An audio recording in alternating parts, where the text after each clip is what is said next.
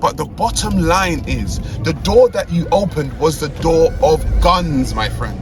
And so when a gun comes to see you and ends your life, it doesn't matter from where it came from, because you know what you done? You opened the gun door. One of the reasons why I walk past a lot of doors in my life, because I know it's a bad door. And if I open a bad door, it doesn't mean that I necessarily get to close that door the way I want to close that door because I want to close it now. No, my friend, you open the door of guns. Guns are going to come to see you, my friend.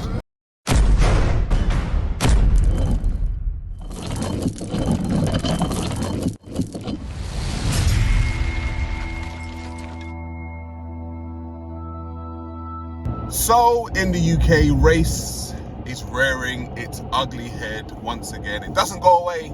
It just doesn't go away. But this time it is about a man by the name of Chris Kaba. Now, for anyone who knows or doesn't know, Chris Kaba was shot dead, unalived by the Metropolitan Police. Okay?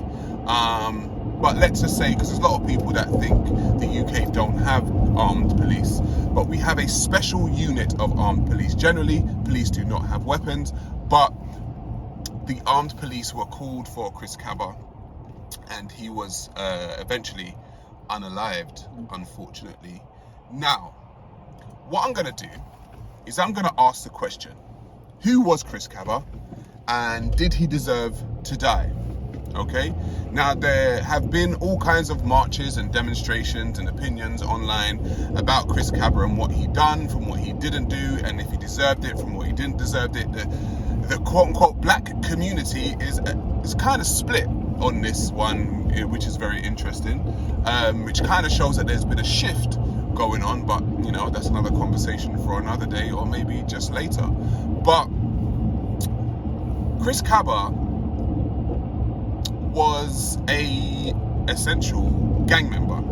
Now, what I don't like, this is what I don't like. I don't like people acting dumb in the face. And apparently we have a lot of people acting dumb in the face in the UK right now, attempting to bring race or just focus on the racial element of this crime.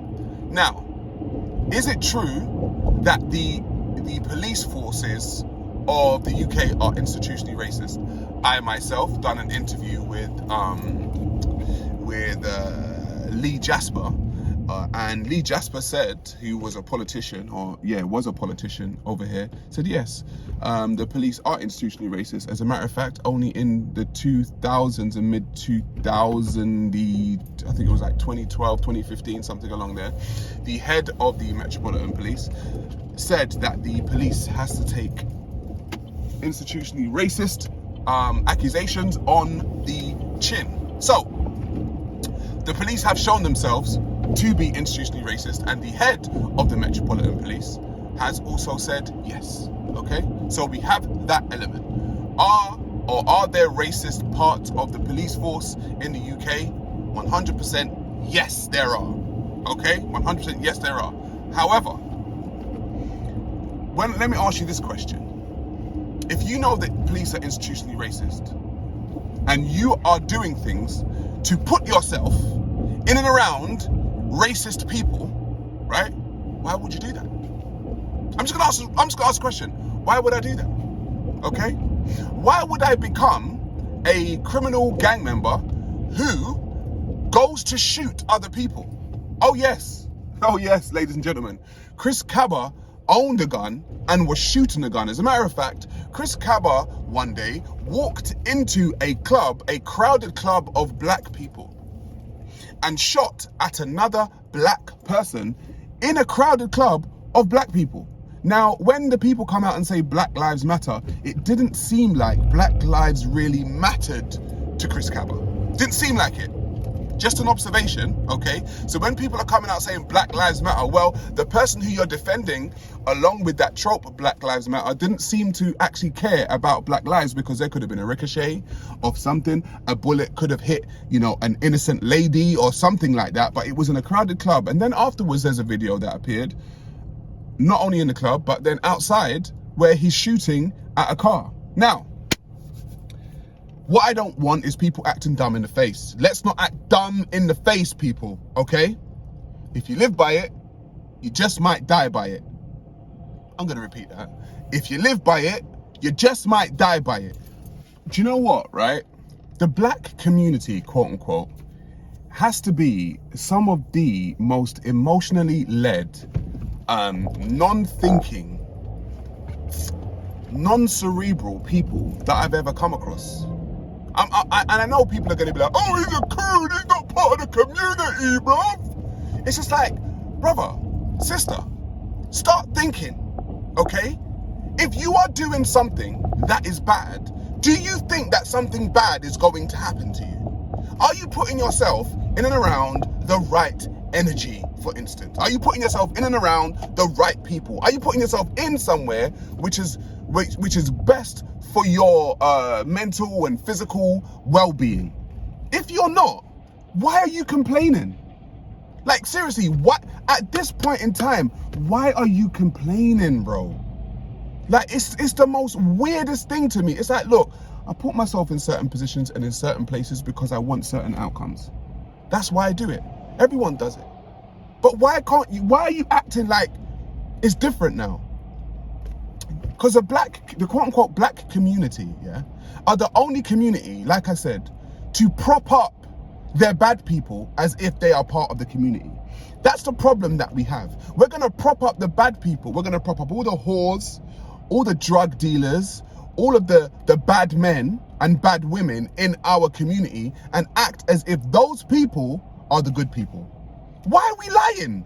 Who are we lying to? And I've said this so many different times in so many different ways. Every single community, it doesn't matter who it is. White, black, Italian, Japanese, Chinese, Jewish, Muslim, Russian, Albanian. Listen, it really doesn't matter. All of those communities have bad people. All of them have criminals, bad people, all kinds of stuff. Black people are the only people to glamorize and consistently prop up the bad people of their community as some kind of shining examples. Brother, if an Italian mafia boss dies because he put hits out on people, that MF died. Simple. Oh, the Italian community are like, oh my God, he was so good. He was a good guy. Brother, he was an Italian mob boss, okay? Why are we lying? What we lying about here? Black people seem to think that propping up the most debauched parts of our community means that you're black. And that's why I said to people, a lot of black people think that they can revoke people's black card because they don't prop up gangsters and whores. Seriously, that. Excuse my language, but you and that. If you think I, as a black man, want to be associated with people who are the bottom of the community, bro, you've got me totally wrong. You've got me totally wrong. Okay, and I don't care. You can call me whatever name you want. Oh, he's a coon, he's an Uncle Tom, he's a this, he's a that, I don't give a at this point in time. I don't want to be associated with the bad parts of the community as if they're good. Who does? When you find bad parts of your community, you shine a light on it and you say that it's bad, right? That's what I thought happened. You shine a light on it and you say, that's a bad part of the community. We don't like that. We don't want that. No. What do black people do? Oh yeah, he's good. He's good. If you don't prop him up, you're not part of the community. So what you are now saying or trying to say is that the community is bad people and whores and drug dealers and all this kind of stuff. That's what you're saying the black community is. No. As a black man, I reject that. With a black son, I reject that. Okay? Because I don't want my black son to be in his head thinking, oh, the only way I can become a part of the community, right, is to be a bad man, is to be someone who is respected as a bad person. No, my son to be a part of the quote unquote black community, if there is one, for my son to be that, yeah, he needs to be a good upstanding citizen. Yeah, he needs to think about family, think about his friends, think about the community in which he comes from, and try to make it better than what it was. Not try to make it worse than what it is.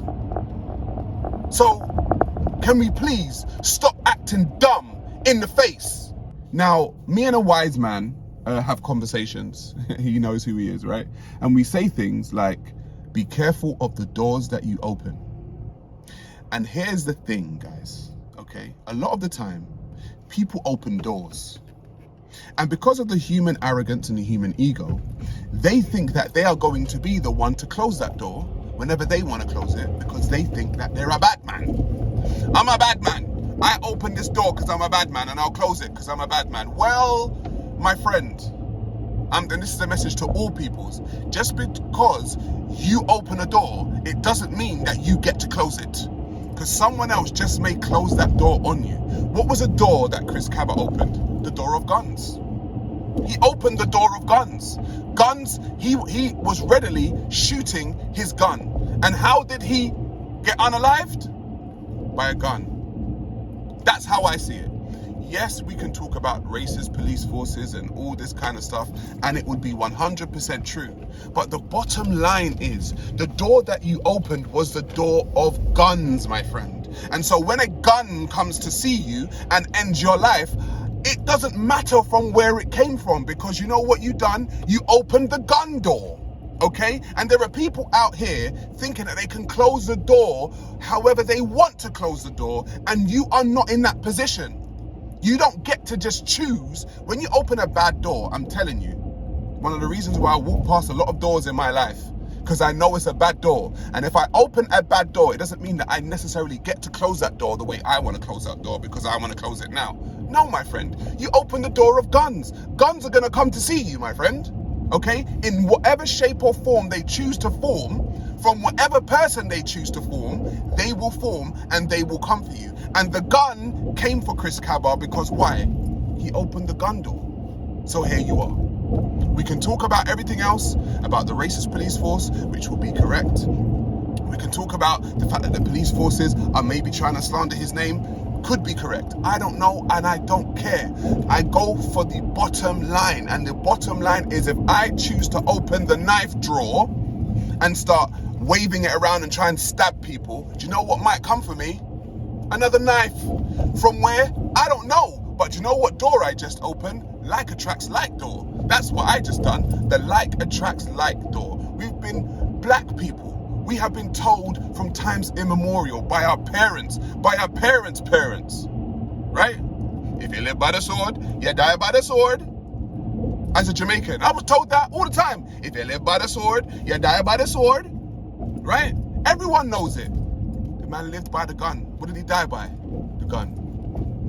It's really quite simple for me. Everyone's going to try and, add their 2 pence and say X, Y, and Z, it's because of this, it's because of that. I don't see it like that. It's not the way I see the world. I see the world in very simple colors, okay? That's why I don't open the gun door. I don't open the knife door. I don't open any other door that I know that things could come back to me and do that. I don't open the great door. I don't open any of these doors that people want to open. I don't open the SA door. I don't open the DV door. I don't open those doors. Because you know what? Who knows how those doors are going to come back to close on me? I don't know. So be careful of the doors that you open. And that, ladies and gentlemen, is all I've got to say about that. I'm going to catch you on the flip side. Peace.